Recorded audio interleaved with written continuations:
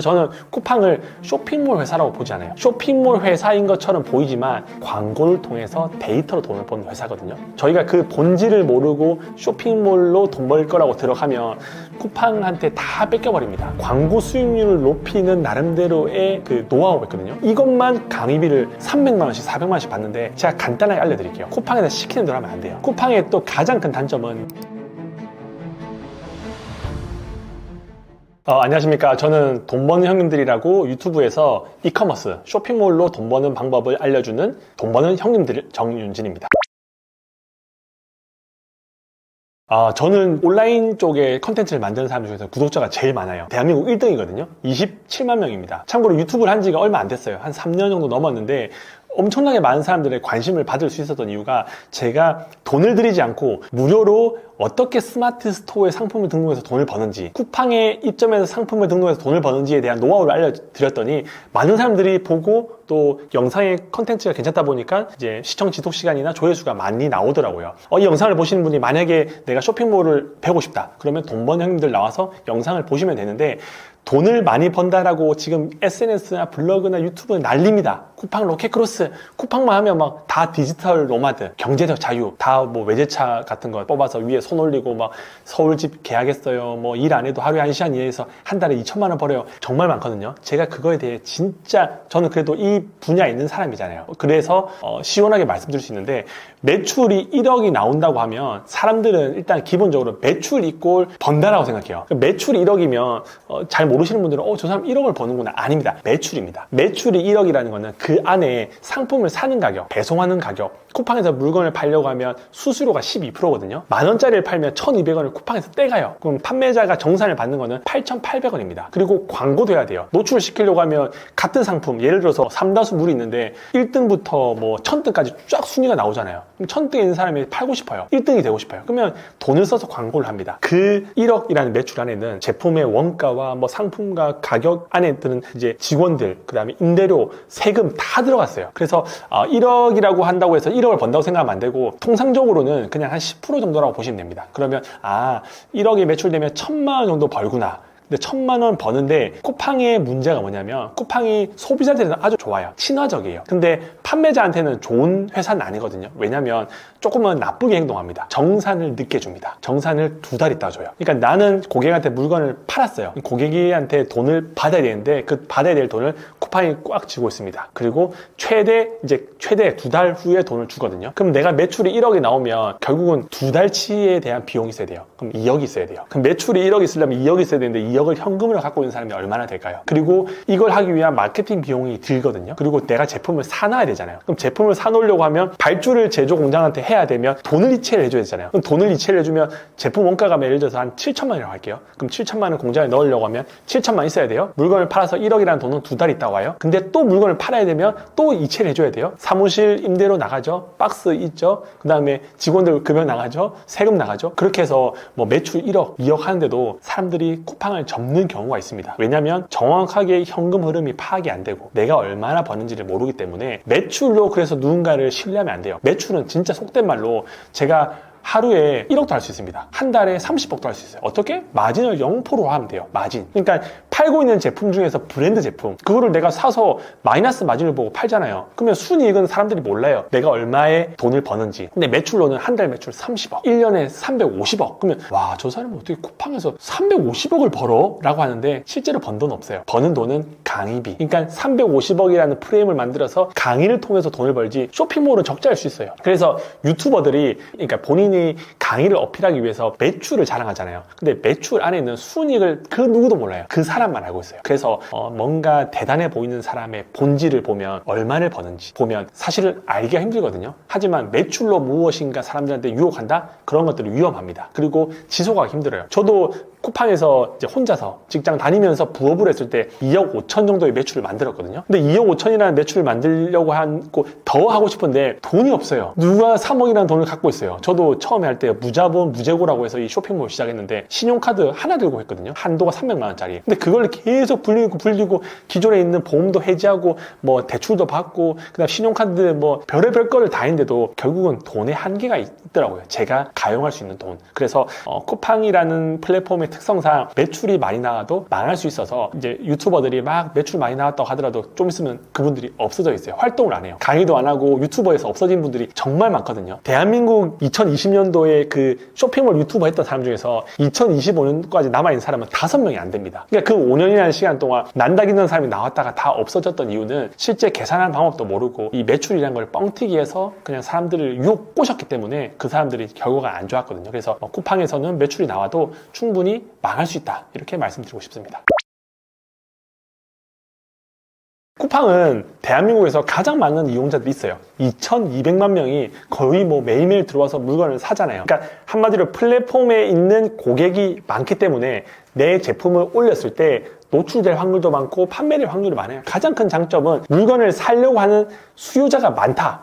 왜냐면 네이버 같은 경우는 네이버 쇼핑도 있죠, 뉴스도 있죠, 카페도 있죠, 블로그도 있죠, 지식인도 있죠. 너무 많아요. 그래서 네이버에 들어왔다고 쇼핑을 할 확률은 좀 적거든요. 근데 쿠팡 어플을 들어갔다, 쿠팡을 검색해 들어갔다 하는 거는 물건을 사기 위해서 들어온 것이잖아요. 거기서 뭐 뉴스를 보겠어요? 아니면 뭐 기사를 읽어보겠어요? 철저한 소비를 하겠다는 마음을 먹고 온 사람이기 때문에 전환율이 높아요. 보통 네이버 쇼핑은 전환율을 2%로 잡습니다. 그러니까 어떤 상품에 100명이 들어오면 2명이 산다는 거죠. 근데 쿠팡은 전환율이 7%에서 10%예요. 왜? 이미 사겠다고 마음을 먹고 눈에 띈 걸 사기 때문에. 그래서 쿠팡의 가장 큰 장점은 2,200만 명이 넘는 소비자가 쿠팡을 이용한다. 이게 가장 큰 장점이죠. 근데 단점도 존재합니다. 단점이 사실 더 많아요. 왜냐면 저는 소비자가 아니라 판매자잖아요. 물건을 팔려고 하면 일단 쿠팡은 첫 번째 정산이 느립니다. 그리고 그 안에 그 좀 복잡하게 만들어서, 복잡하다는 거는 약간의 그 숫자를 왜곡시켜놔요. 엄청 돈을 잘 버는 것처럼 보이는데 실제로 그렇게 돈을 잘 벌지 않는데도 불구하고 숫자를 오염시켜 놓습니다.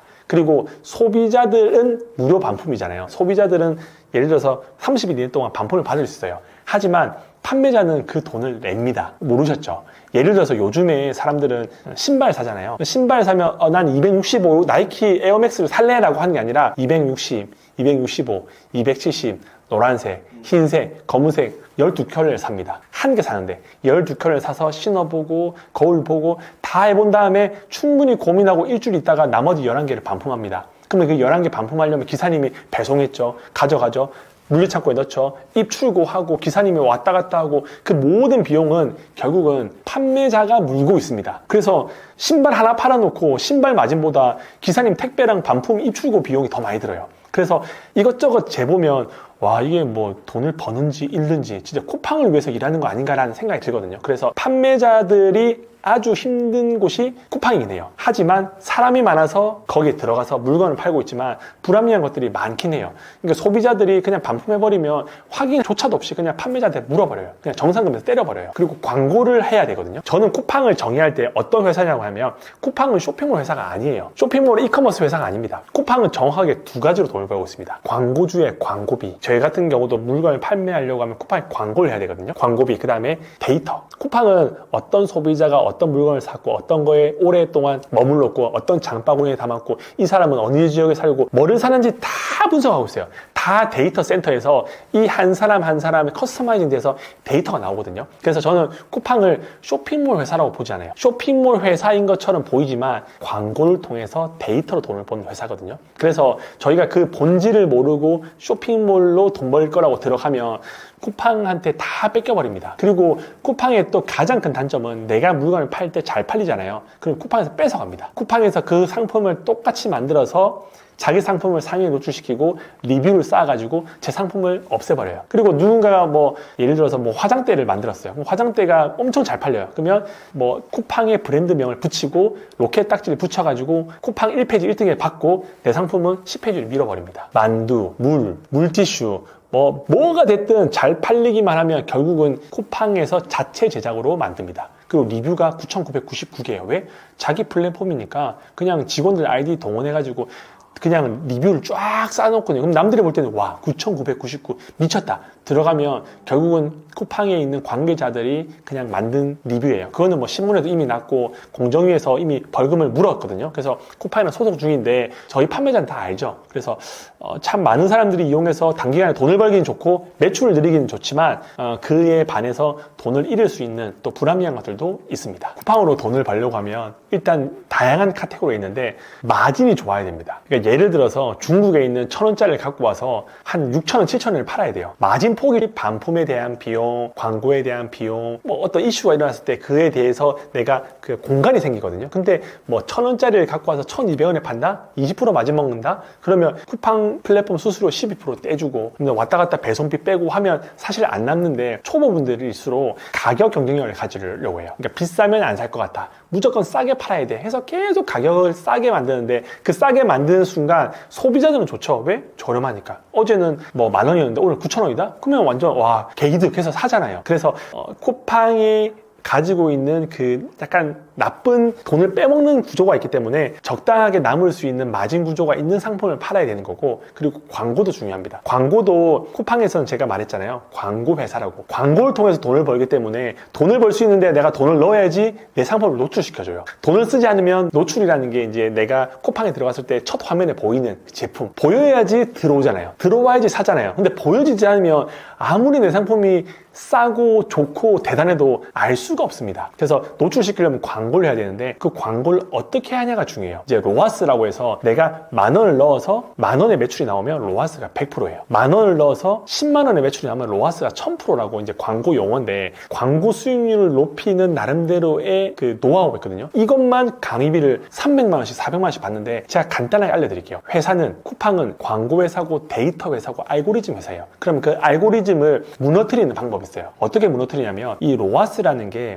이제 광고 효율인데 쿠팡에서는 추천한 광고 로아스가 350%입니다. 10,000원을 넣으면 35,000원의 매출이 나오고 100,000원을 넣으면 350,000원의 매출이 나오는 게 쿠팡에서 권장하는 로아스인데 쿠팡에서 시키는 대로 하면 안 돼요. 로아스를 1,500%, 2000% 이렇게 만드는 거예요. 그러면 알고리즘이 맛이 갑니다. 350%로 해서 이게 알고리즘이 만들어졌는데 갑자기 1000%, 1500% 하면 이 알고리즘이 작동이 되지 않아요. 그러면서 어떻게 움직이냐면 진짜 이 상품을 살 수 있을 것 같은 사람한테만 노출시켜줘요. 그러니까 아무한테나 노출시켜주는 게 아니라 이 사람의 데이터를 가지고 있기 때문에, 쿠팡은 모든 소비자들의 데이터를 가지고 있거든요. 그러면 그 사람이 이거를 살 것 같은 느낌적인 데이터가 만들어진 상품을 노출시켜주면 확실하게 적은 돈을 써더라도 매출을 늘릴 수 있기 때문에 쿠팡에서 팔려고 하면 일단 마진이 좋아야 된다. 두 번째는 광고를 할 때 로아스를 쿠팡에서 시킨 추천 로아스로 하는 게 아니라 뭐 1000%, 1500% 이렇게 높이면 알고리즘이 거기에 적응해서 그만한 효율을 만듭니다. 이거는 아는 사람이 제가 봤을 때 대한민국에 몇 명 안 될 것 같아요. 근데 이걸 왜 말해주냐? 이거는 거의 뭐 유료급 강의가 아니라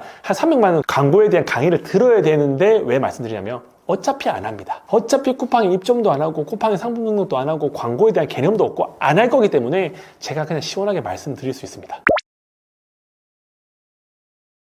사람들은 이제 무자본, 무재고라고 하면 딱 사기라고 생각해요. 저도 무재고, 무자본 사업을 하기 전에는 사업을 하는데 자본이 없이, 재고 없이 어떻게 돈을 벌까라는 생각을 했는데 제가 간단하게 설명을 드릴게요. 무재고, 무자본 사업은 실존하고 실제로 돈을 벌 수 있는 모델입니다. 사람들이 그렇게 부정적으로 생각하는 이유는 안 해봤기 때문에, 몰랐기 때문에. 제가 예를 한번 들어볼게요. 네이버에는 네이버 쇼핑이라는 게 있습니다. 스마트 스토어라고 불리는 거죠. 거기에 상품을 등록해서 판매하는데, 예를 들어서 제가 물이라고 해볼게요. 여기 물이 있습니다.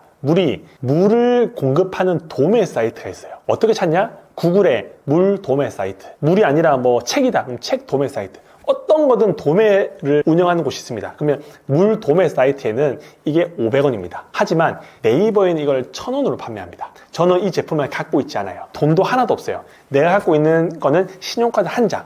그러면 이제 제가 사업을 하려고 합니다. 물 도매 사이트에 가입을 합니다. 그리고 거기에 삼다수라는, 아니면 특정 뭐 라벨이 없는 A라는 말을 쓸게요.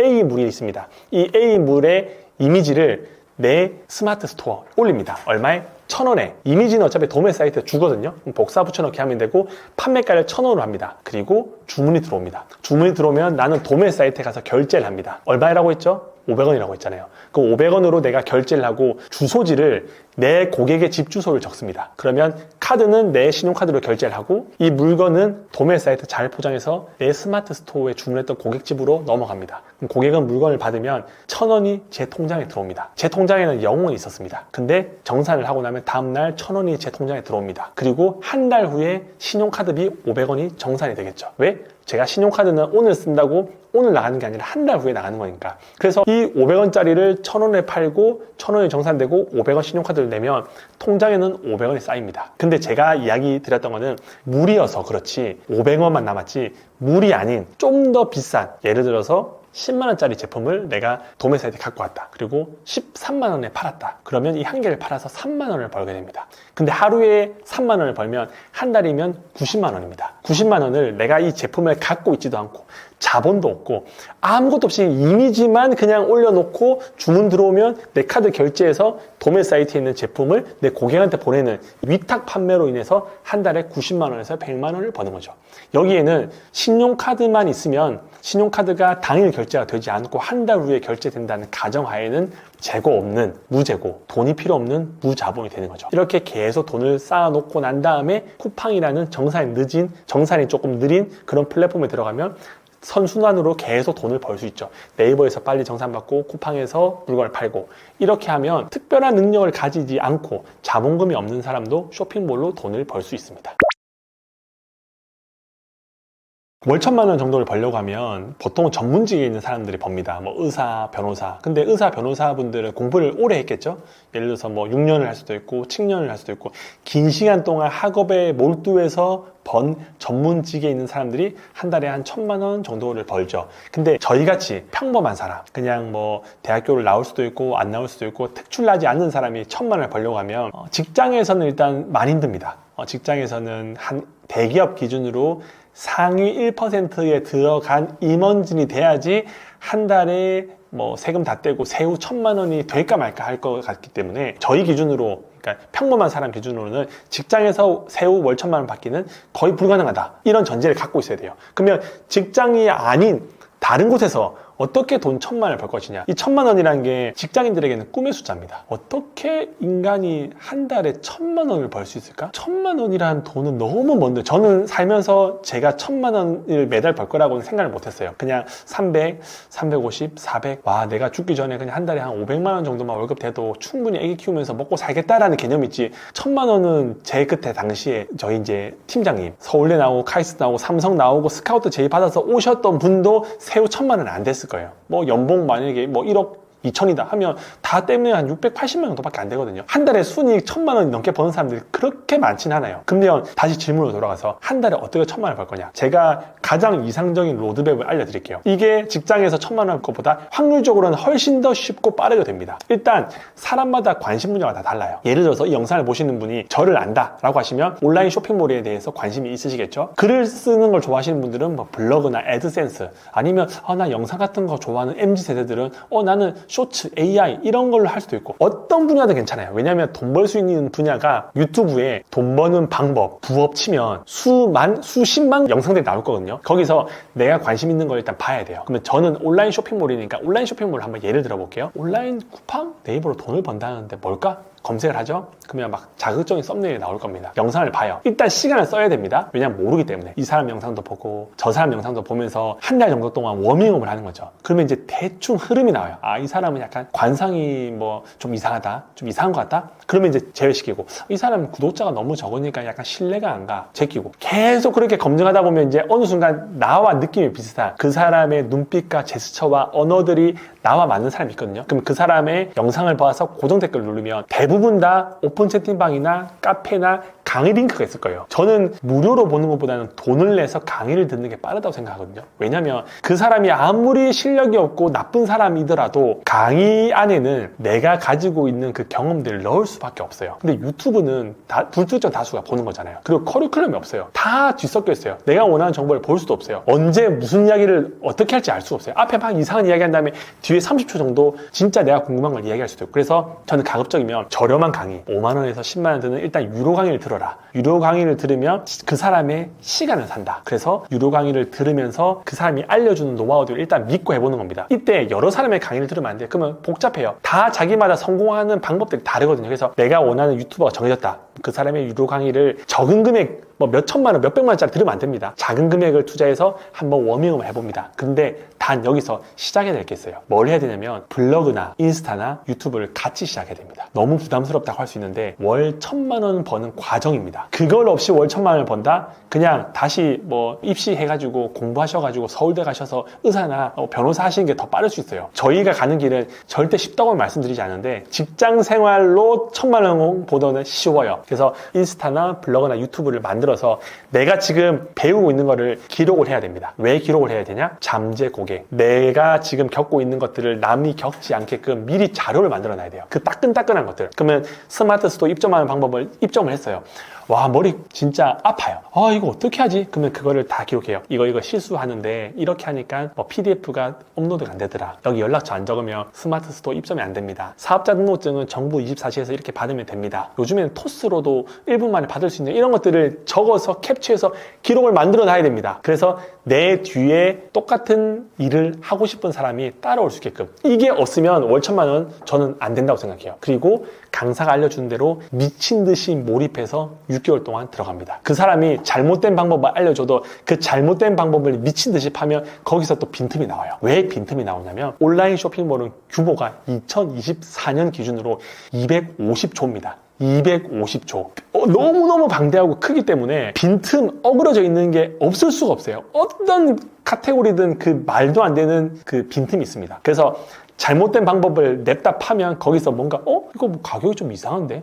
이거 이렇게 사서 스마트 스토어에 사서 쿠팡에 팔면 되겠네? 아니 쿠팡에 사서 네이버에 팔아도 되겠네? 이런 것들이 떠오릅니다. 그래서 6개월 동안 내가 맨 땅에 헤딩해서 집중을 한다 하면 진짜 정상적인 뇌를 가지고 있는 사람이라고 하면 그래도 한 달에 50만 원에서 100만 원을 벌 수 있을 겁니다. 보수적으로 6개월 동안 내가 몰입한다고 하면 근데 그 시행착오 겪었던 걸 다 블로그나 인스타나 유튜브나 한 군데다가 내 기록물을 남겨놓는 거죠. 6개월 동안 그렇게 하면 내가 아무리 글을 못 써도 한두 명은 팔로우를 하고 이웃을 하고 구독을 할 수밖에 없어요. 왜냐하면 이 알고리즘이라는 게 불특정 다수한테 계속 보여주거든요. 그렇게 6개월 동안 내 잠재 고객 또는 내같이 이제 쇼핑몰을 하려고 하는 사람들의 시행착오를 줄이기 위한 뭔가 데이터 글들을 마련해 놓는 거죠. 6개월이 지났어요. 제가 정말 보수적으로 진짜 하루에 3시간씩 했는데 6개월 후에 한 달에 50만 원 벌었다고 가정해 볼게요. 지금 누군가한테는 50만 원이 작은 금액일 수 있지만 아무것도 안 하는 이제 부업을 해보고 싶은 사람한테는 한 달에 50만 원 버는 사람은 롤모델이에요. 어떻게 쇼핑몰에서 저 애기 엄마가 애기를 2명 키우면서 틈틈이 50만 원을 벌어? 쇼핑몰로?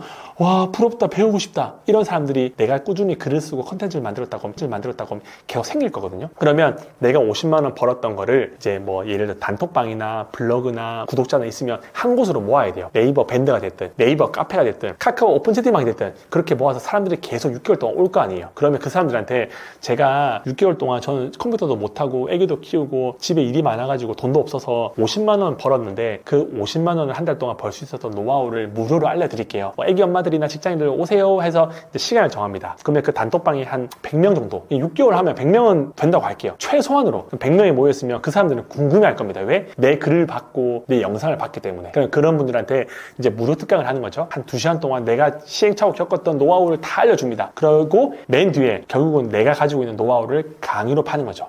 선착순 5명 5만 원. 내가 진짜 6개월 동안 쎄 빠지게 해서 배운 거를 5만 원 주고 판다고 하는 거는 진짜 와, 이제 소비자 입장에서는 와, 저 사람 진짜 천사다. 아니 저거를 어떻게 5만 원을 팔아? 요즘에 온라인에 강의들 다 200만 300만 원인데 5만 원 미쳤다 하면서 선착순 5명이라고 하면 바로 이 말이 끝나자마자 다른 사람들 다 계좌이체를 하던가 결제를 할 겁니다. 그러면 그 5명에게 내가 2주 동안 3주 동안 열심히 알려줄 겁니다. 왜? 알려줘야죠. 내가 가지고 있는 정보를 저 사람이 잘 따라가고 저 사람도 한 달에 50만 원을 벌 수 있게끔. 그렇게 25만 원을 벌입니다. 나는 쇼핑몰을 하면서 50만 원을 벌고 강의를 통해서 25만 원을 벌고. 근데 애기 엄마들은 이 5만 원이라는 수강비가 비싸다고 생각할 수 있어요. 저는 애 자는 시간이 8시여서 8시에 강의를 못 들어요. 녹화본 주시면 안 돼요 하시는 분들 계실 거예요. 그러면 녹화본을 또 3만 원으로 팝니다. 근데 녹화본을 말고 전자책으로 보고 싶은 분도 계세요. 글로 보고 싶은 분들. 그러면 내가 강의했던 거를 녹화를 한 것들을 텍스트로 만들어서 전자책으로 만들 수 있고 이렇게 계속 컨텐츠도 만들고 내 사업도 늘리고 만들고 강의도 하고 전자책도 만들면서 파이프라인을 여러 개 만드는 겁니다. 그게 6개월 정도 지나면 한 100만 원밖에 안 돼요. 열심히 했는데도 100만 원밖에 안 되는데 이게 다음에 2기 때는 이제 10만 원 정도. 왜? 나는 이미 경험치도 있고 수강생도 모여있고 수강생 사례도 있고 수강생으로 인해서 내 강의는 더 업그레이드 했어요. 왜냐면 피드백을 받으면서 더 개선했기 때문에. 그리고 나는 한 달 후에 더 매출이 늘었어요. 순이익이 100만 원이 됐어요. 그러면서 강의비를 조금씩 올리면서 커리큘럼을 조정하고 전자책을 더 좋은 정보로 만드는 거죠. 그리고 나는 더 인플루언서가 되고 있습니다. 물론 인플루언서라는 게 구독자가 1000명에서 2000명이 더 괜찮아요. 어떻게든 내가 나쁜 짓을 하지 않는 이상 구독자는 늘어나거든요. 왜? 영상이 계속 만들어지고 내 노하우가 들어가기 때문에. 글이 됐든 이미지가 됐든 영상이 됐든 그렇게 사람을 계속 모으면서 강의도 하고 그 다음에 쇼핑몰도 하고 전자책도 내면서 하면 제가 뭐 한 1년 만에 1000만 원을 하지 않을게요. 2년 동안 정말 꾸준히 내가 하고 있는 업으로도 돈을 벌고 사람들에게 의미 있는 가치 있는 정보를 전달하면 1년 6개월에서 2년 정도 지나면 저는 이 사람은 탄탄한 월 1000만 원을 벌 수 있다고 생각해요. 그렇게 벌고 있는 사람이 아주 많아요. 저희야 몰라서 그렇지 사람들이 이제 강의를 하잖아요. 강의를 하는 사람의 이유는 본인의 돈을 번 것도 있지만 그 가치 있는 내 노하우를 공짜로 알려주면 사람들은 고마워하지 않거든요. 가치 있는 거는 가치를 알아보는 사람한테 돈을 주고 바꾸는 게 가장 가치 있는 일이라고 생각하거든요. 그래서 내가 열심히 노력해서 배우고 공부하고 알아냈던 거를 공짜로 알려준다? 저는 그게 오히려 더 사기꾼이라고 생각해요. 그런 사람은 없다고 생각하는 게 그렇게 공짜로 알려주는 순간 그 가치가 0이 되거든요. 왜냐하면 저희가 살고 있는 건 자본주의잖아요.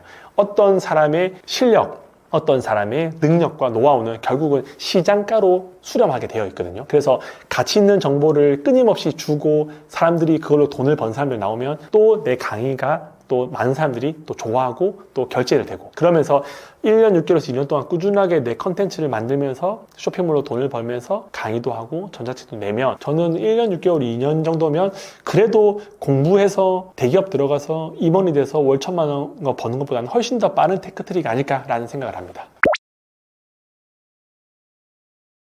뉴스를 보면 저출산이다, 요즘에 정부가 너무 정책이 엉망이다, 애들이 젊은 사람들은 애기를 안 낳는다 이런 이야기를 막 많이 해요. 그리고 나이 드신 분들이나 이런 사람들은 이제 술 먹을 때 가십거리로 막 정부를 비판하고 어떤 상황을 비판하거든요. 근데 그 비판을 한들 내가 얻는 게 뭐가 있을까요? 아무것도 없어요. 그냥 누군가를 욕하고 뭐 부정적이고 비난하는 거는 누구나 할 수 있는 거 그걸로 인해서 얻는 게 없잖아요. 그러면 저는 어떻게 하냐면 어떤 현상이 일어나요. 그러면 그 현상을 활용해서 나는 어떻게 돈을 벌까? 저출산이라는 말이 나와요. 그럼 누군가는 욕을 해요. 그럼 저는 어떻게 생각하냐면 저출산이면 뭘 하면 돈을 벌까? 애들이 적게 나오니까 애들이 더 소중할 거고 그 소중한 애들한테 더 뭔가 비싼 걸 해주고 싶고 그러면 유아용품을 진짜 고가로 해서 팔아볼까? 라는 생각을 해요. 그리고 지금 막 인플레이션이라고 하잖아요. 그럼 계속 뭔가 지금 뭐 관세도 있고 트럼프가 나오고 인플레이션이고 어떻게 될지 알 수가 없어요. 그러면 사람들은 막 욕을 해요. 요즘에 뭐 정부가 맛이 갔냐니 정치인들이 일을 안 하느니 인플레이션 때문에 자영업자를 다 죽는다니 이야기하면 인플레이션 때 어디에 투자를 하면 돈을 벌지? 인플레이션 일어나면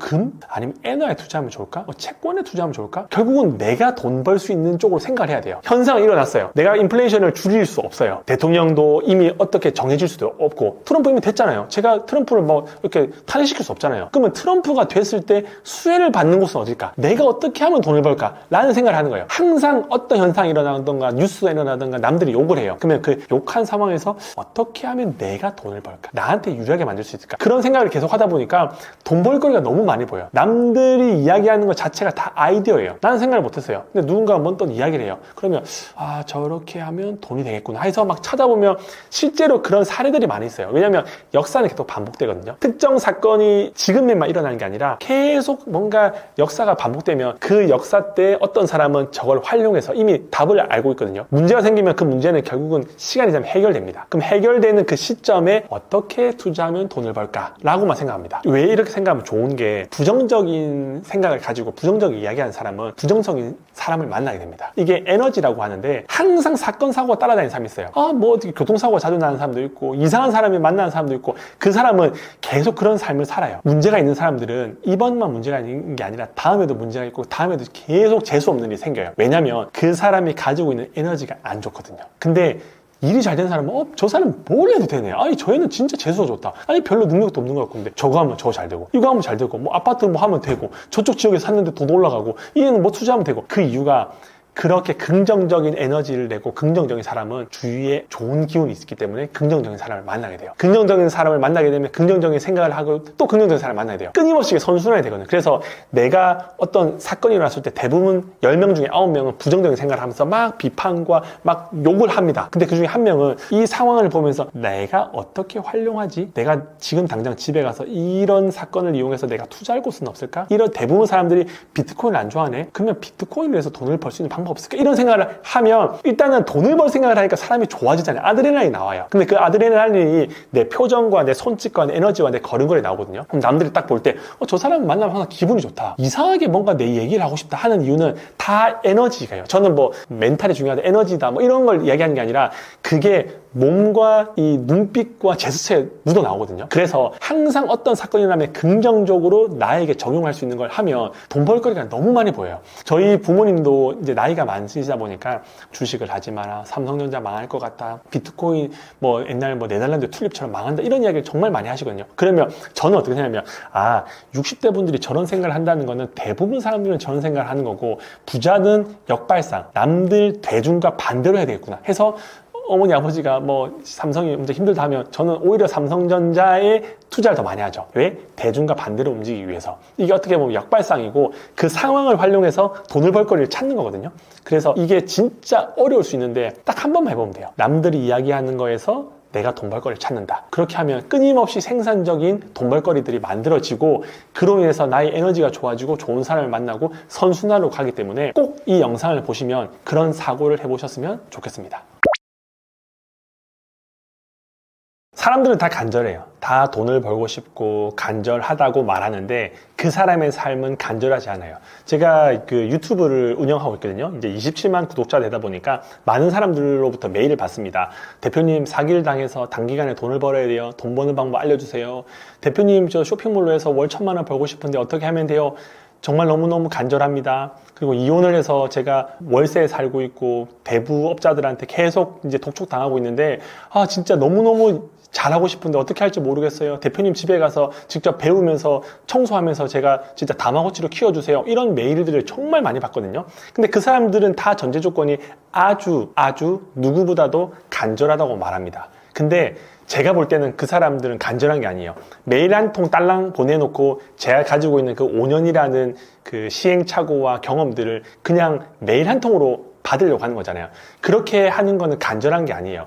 눈물을 흘린다고 그것도 간절한 게 아니에요. 진짜 간절한 건 움직여야 되는 거예요. 그 사람이 하루에 상품을 100개씩 등록한 걸 1년 동안 했는데 안 된다. 그러면 저한테 대표님, 제가 하루에 상품을 100개씩 365일 동안 올려서 36,000개를 올렸는데 매출이 100만 원밖에 안 나옵니다. 어떻게 하면 될까요? 라고 물어보는 게 진짜 간절한 사람의 행동인 거지. 그냥 말은 쉬워요. 메일 보내는 건 쉬워요. 집이 너무 힘들어요. 살려주세요. 돈 보내주세요. 그래서 저는 간절하다라고 이야기하려고 하면 진짜 간절하게 무엇인가를 해봐야 되는 겁니다. 예를 들어서 내가 어떤 돈 버는 것들이 생겼어요. 그러면 그 돈을 벌기 위해서 내가 얼마 정도로 열심히 했는지, 열심히의 기준도 다 달라요. 사람들은 다 자기가 불행하고 자기는 누구보다 열심히 살았다고 하는데 그 열심이라는 거는 사실 눈에 보여집니다. 집에 가서 뭐 넷플릭스를 보고 유튜브를 보고 그냥 친구들 만나고 술 먹고 그렇게 하면서 간절하다? 그건 간절한 게 아니에요. 간절하다는 거는 내가 누릴 수 있는 그 쾌락과 즐거움을 내려놓고 고통을 느끼는 만큼 몰입하고 집중해야지 그게 간절한 거지. 그냥 메일, 카톡, 전화 단순하게 이런 걸로 간절합니다라고 어필하기에는 그 간절의 농도가 너무 적습니다. 그래서 저는 메일을 받을 때 그 사람의 히스토리를 보면서 물론 힘든 상황이 있죠. 어렵죠. 근데 그 힘들고 어렵다고 간절한 건 아니거든요. 간절하려고 하면 무조건 행동, 근거가 나와야 되는데 저에게 그렇게 수천 명이 메일을 보냈는데 정말 간절하게 무엇인가를 하고 저한테 연락 준 사람은 아무도 없었습니다. 단순하게 그냥 돈을 벌고 싶은 그 간절함만 있었던 거죠. 그래서 그런 것들은 실제로 간절한 게 아니라고 생각합니다. 사람들은 힘들어요, 사는 게. 예를 들어서 직장을 다니는 사람은 퇴근하면 힘들고, 육아를 하는 사람은 육아를 하고 애를 재우고 나오면 힘들고, 자영업 하는 사람은 열심히 장사해서 집에 가면 힘들고, 안 힘든 사람이 없어요. 안 피곤한 사람이 없어요. 유치원생도 저희 애가 이제 첫째가 초등학교 4학년이고 둘째가 6살이거든요. 초등학교도 다니고 유치원도 다니고 갔다 오면 힘들대요. 유치원들도 스트레스를 받아요.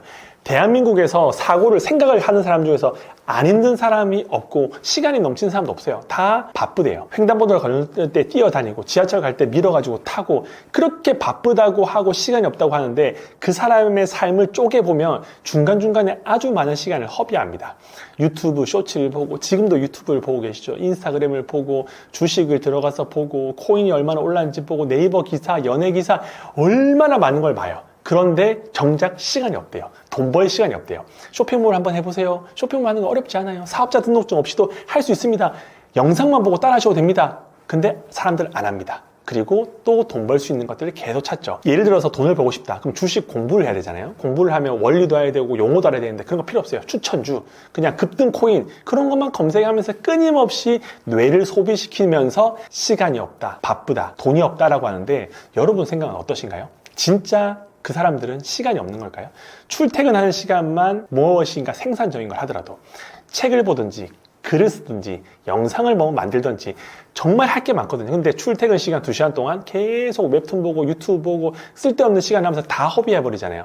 그리고 뇌를 다 소진시키고 회사에 옵니다. 회사에 있으면 어차피 시간만 때우면 돈을 받습니다. 대충 점심 먹고 커피 먹고 앉아서 수다 떨고 담배 피우고 왔다 갔다 하면 퇴근 시간입니다. 퇴근 시간 돼서 집에 가잖아요. 피곤해요. 그러면 이제 그 피곤하다는 거에 보상 심리로 내 자유 시간을 마음껏 쓰고 내 돈을 씁니다. 쇼핑을 하고 내일 먹을 거 쿠팡에 배송하고 그러면서 자기가 소비한 걸로 인해서 더 많은 일을 해야 되는 걸 모르는 거죠. 그래서 제가 말씀드리고 싶은 거는 모든 사람들의 시간은 다 24시간입니다. 대기업 회장님도 24시간, 헬스 트레이너도 24시간, 유튜버도 24시간, 그리고 애기도 24시간, 뭐 신생아도 24시간.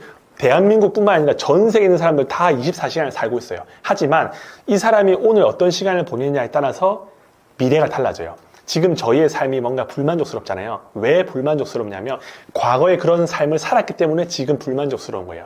근데 지금 열심히 살잖아요. 지금 시간을 잘 활용하잖아요. 그럼 미래의 삶이 바뀌어요. 하지만 대부분 사람들은 관성에 의해서 똑같이 계속 끊임없이 시간을 소비하고 에너지를 소비하고 돈을 소비하면서 미래도 그런 삶을 살 확률이 아주 높은 거죠. 그래서 항상 시간이 없다 이런 단어를 말하는 순간 진짜 시간이 없는 사람이 돼요. 그래서 저는 시간이 없다는 말을 잘 하지 않습니다. 왜? 시간이 없는 게 아니기 때문에. 내 마음이 없고 내 우선순위를 잘못 가지고 있어서 시간이 없는 것처럼 보이지 실제 하루에 24시간 다 똑같은데 왜 이 영상을 보시는 분만 시간이 없다고 생각하시나요? 그래서 시간이 없다는 말은 쓰지 마시고 시간을 만들면 됩니다. 모든 사람들의 조건은 똑같습니다.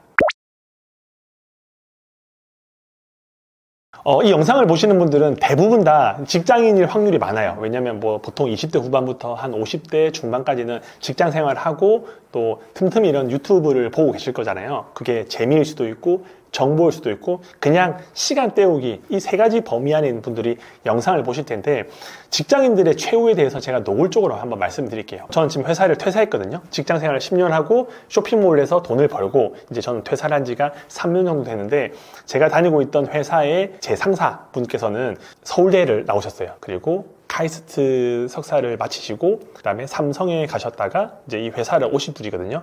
누군가 볼 때는 완전 엘리트예요. 서울대, 카이스트, 삼성 그리고 이 회사 이 분인데 이분이 이렇게 스펙이 좋고 똑똑하고 머리가 좋은데 돈을 잘 벌까요? 직장에 들어가는 순간 내가 아무리 뛰어나도 결국은 월급쟁이입니다. 한 달에 버는 급여가 누구는 300이죠. 근데 능력이 뛰어난 사람은 한 600에서 700 정도 받습니다. 근데 600에서 700이 많은 것처럼 보이잖아요. 300만 원 버는 사람한테는 와 내가 한 달에 600, 700 미쳤다라고 하는데 자녀를 키우잖아요. 자녀가 2명이나 3명이나 키우고 학비를 내고 옷을 사주고 밥을 먹이고 그리고 한 번씩 여행도 가고 그리고 대학교 되면 이제 학비도 내줘야 되죠. 그리고 책값이나 기숙사비나 이렇게 내면 한 달 600만 원을 가지고 내가 가지고 있는 집에 대해서 대출이자 내고 애들 키우고 한다는 게 정말 빠듯합니다. 내가 아무리 대단한 서울대, 카이스트, 삼성을 나온들 600만 원, 700만 원을 세후 통장에 찍히든 결국은 돈이 부족한 순간이 옵니다. 왜냐하면 그 정도의 수입을 받는 사람들은 그 정도의 지출을 하시거든요. 그리고 그런 사람들을 만나게 돼요.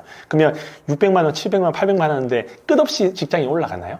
직장인들은 연봉 협상형을 합니다. 보통 시장이 성장하는 물가에 맞춰서 작게는 3%, 많게는 5%. 진짜 이 사람이 잘한다? 그럼 뭐 한 10% 되겠죠. 그러면 300만 원 받는 사람이 10% 늘고 10% 늘고 그렇게 뭐 매년 10% 늘 수는 없겠지만 그렇게 한들 끝이 뭡니까요? 끝은 정해져 있어요. 끝은 결국은 버림을 받던가 잘리는 거 두 가지밖에 없어요. 나이가 많아서 나오든 능력이 없어서 나오든 회사는 언젠가는 헤어질 곳이에요. 내가 아무리 충성을 다하고 간이고 쓸개고 다 빼놓더라도 시간이 지나서 이 사람의 가치가 쓸모 없어지고 더 뛰어난 인재가 낮은 급여로 일을 할 수 있다고 하면 이 사람은 버림을 받습니다. 그럼 버림받으면 어디로 갈까요? 할 수 있는 게 있을까요? 회사에 있어야지 부장이고 이사고 사장이지 밖에 나오면 그냥 나이 든 동네 아저씨밖에 안 돼요. 할 수 있는 것들도 많이 없어요. 그런데 젊을 때부터 무엇인가 회사가 아닌 내가 돈을 벌 수 있는 거리를 만들잖아요. 그러면 회사가 없어져도 내 스스로의 능력으로 벌 수 있는데 회사에 의존해서 버는 직장인들의 최후는 정해져 있습니다. 그냥 끝나고 스스로 이제 외롭게 돈을 벌 수 있는 걸 마련해야 되는데 배운 게 도둑질이라고 직장 생활 20, 30년 하잖아요. 그러면 뇌가, 내 몸이 그냥 월급쟁이에 맞춰져 있어요. 새로운 걸 할 수도 없고 할 수 있는 것도 없어요. 그런 사람들은 대부분 다 누군가의 제안과 누군가의 요청에 의해서 사기를 당한 경우가 상당히 많이 있죠. 주위에 사기당한 사람들이 꽤 많이 있거든요. 저희야 잘 모르는 것 같이 느껴지지만 이제 말을 잘 안 해요. 사기당한다는 것은 뭔가 자기의 부족함과 연약함처럼 느껴지기 때문에 말을 하지 않지만 저는 불특정 다수한테 많은 메일을 받잖아요. 근데 메일을 받을 때 정말 많은 확률로 처음 소개가 사기를 당했습니다 라는 문장으로 시작이 됩니다. 그리고 제목도 비슷해요. 왜 저런 사람들은 30대든 40대든 50대든 60대든 나이와 상관없이 성별과 상관없이 직장이 있고 없고 상관없이 그냥 사기를 당해요. 근데 왜 사기를 당할 수밖에 없냐면 가난할수록 극단적인 값을 선택합니다. 예를 들어서 100만 원밖에 없는 사람이에요. 그럼 100만 원 있는 사람이 사기를 당해도 100만 원이 없어지는 거잖아요. 근데 이 100만 원을 투자를 잘해서 만약에 100배를 벌어줄 수 있다고 해요. 그럼 1억이에요. 근데 가난한 사람들은 어차피 극단적이기 때문에 0원이 되느냐 1억이 되느냐 선택을 하거든요. 어차피 100만 원 있어봤자 내 인생 바뀌지도 않고 차를 살 수 있는 것도 아니고 집을 살 수 있는 것도 아니고 해외여행 갈 수도 있는 것도 아니고 아무것도 할 게 없잖아요. 그러면 이 100만 원을 그냥 극단적으로 0이 되던가 1억이 되는가 선택할 때 1억을 선택하거든요. 그럼 이런 분들한테 사기꾼들이 접근합니다. 사기꾼들은 후각이 아주 뛰어나요. 얼마나 후각이 뛰어나냐면 저 사람이 돈에 대한 뭔가 결핍과 갈증이 있다 하면 냄새로 맡습니다. 저 멀리 1km 넘고 아니 부산에서 서울에도 냄새를 맡습니다. 그리고 사기꾼들은 접근합니다. 저 사람이 돈에 대한 욕심이 드러날수록 더 냄새가 강합니다. 그럼 사기꾼들이 접근하죠. 사기꾼들도 똑똑해요. 바로 오자마자 저 사기꾼입니다 해서 막 투자하세요라고 절대 하지 않아요. 미끼를 줍니다. 그 미끼는 월 1%. 투자한 금액이 월 1%면 1년이면 12%거든요. 그러면 내가 은행에 넣어봤자 1년 지나면 3%, 4%예요. 하지만 이 나한테 제안을 해주신 분은 한 달에 1%, 1년에 12%예요. 그럼 생각해 보는 거죠. 1,000만 원? 1,000만 원 은행 넣어봤자 어차피 1년에 30만 원인데 여기에 투자하면 한 달에 10만 원이 이자가 되네? 그럼 1년이면 120만 원? 와, 꽤 크다. 근데 사람들이 다 믿지 않죠. 사기같이 느껴지죠. 그래서 처음에는 소액을 투자합니다. 왜? 내가 가지고 있는 돈도 없고 그냥 한번 발만 담궈보자 해서 100만 원을 투자하는 거죠. 근데 1%씩 계속 받아요. 10만 원씩? 월세 받는 느낌이 들어요. 뭔가 부자가 됐고 투자를 잘하는 사람처럼 느껴지거든요. 그렇게 6개월 동안 매달 1%씩 받아요. 그리고 사기꾼은 그 다음 단계로 갑니다. 이번 상품은 특별하게 2%를 주겠다. 100만 원 넣으면 2만 원, 1000만 원 넣으면 20만 원 이런 식으로 이제 좀 더 좋은 수익률을 알려주죠. 그러면 이제 머리를 생각합니다. 내가 100만 원 넣었을 때 1%를 6개월 받았으니까 1000만 원 넣으면 20만 원을 받네? 아니야. 1000만 원보다 그래도 대출 받았고 한 1억 넣어볼까? 왜? 대출 받은 들 1년에 5%. 그러니까 1년에 5% 이자만 되면 되는데 이 회사는 한 달에 1%면 1년에 12%잖아요. 7%를 벌잖아요. 그러면 그렇게 생각하면서 계속 돈을 불립니다. 그러다가 나중에 결국은 사기를 당하는 거죠. 근데 부자들은 사실 이런 생각을 잘 안 해요. 왜냐하면 부자라는 거는 기본적으로 돈을 어떻게 벌고 어떻게 쓰는지 알잖아요. 그리고 대부분의 부자들은 결국은 투자를 합니다. 그러니까 현금을 가지고 있는 부자보다는 주식을 하든 부동산을 하든 건물을 사든 투자를 알아요. 그럼 투자를 할 때는 수익률이라는 게 나옵니다. S&P는 게 미국에 있는 이제 기술주들을 만들어 놓은 뭐 S&P, 나스닥 이런 것들을 보면 연평균 수익률이 나와요. 7%에서 9%. 그리고 워렌 버핏이라고 주식을 잘하는 사람 있잖아요. 그분도 결국은 회사를 가지고 있습니다. 그 회사에 저희가 투자할 수 있는데 아주 높은 수익률을 한다고 하더라도 뭐 예를 들어서 30년 동안 연 10%. 그러니까 세상에서 가장 주식을 잘하는 사람이 평균적으로 1년에 10%인데 듣도 보도 못한 사람이 1년에 12%를 준다? 그럼 이제 부자들은 의심부터 하는 거죠. 그럼 12%? 저게 말이 될까? 은행이라는 곳이 보통 추구하는 수익률이 6%에서 7%인데 2배를 준다? 그러면 은행에서 몇 천억, 몇 조를 투자하죠. 12% 준다고 하면. 그러니까 부자들은 이런 사고가 돼요. 아, 내 건물의 수익률이 3%인데 12% 사기구나. 이게 계산이 되는데 가난한 사람들은 투자를 해본 적도 없고 뭐 수익률에 대한 계산도 없고 그냥 1% 주구나. 그래서 가난한 사람일수록 뭔가의 유혹, 극단적인 수익률 이런 데 많이 빠지는 거죠. 그래서 만약 이 영상을 보시는 분들 주위에서 한 달에 1% 이상 수익률을 준다? 1년에 12%를 준다? 99.9999%는 사기일 겁니다. 만약 그게 사실이라고 하고 안정적이라고 하면 그 소개시켜준 사람이 대출 레버리지 다 땡겨가지고 거기 투자하겠죠. 근데 대표님한테 소개하는 거는 그 투자 수익보다 대표님이 주는 그 수익이 크다는 뜻이거든요. 그래서 그런 것들에 대해서는 거절할 줄 알아야지 사기로부터 피할 수 있다고 생각합니다.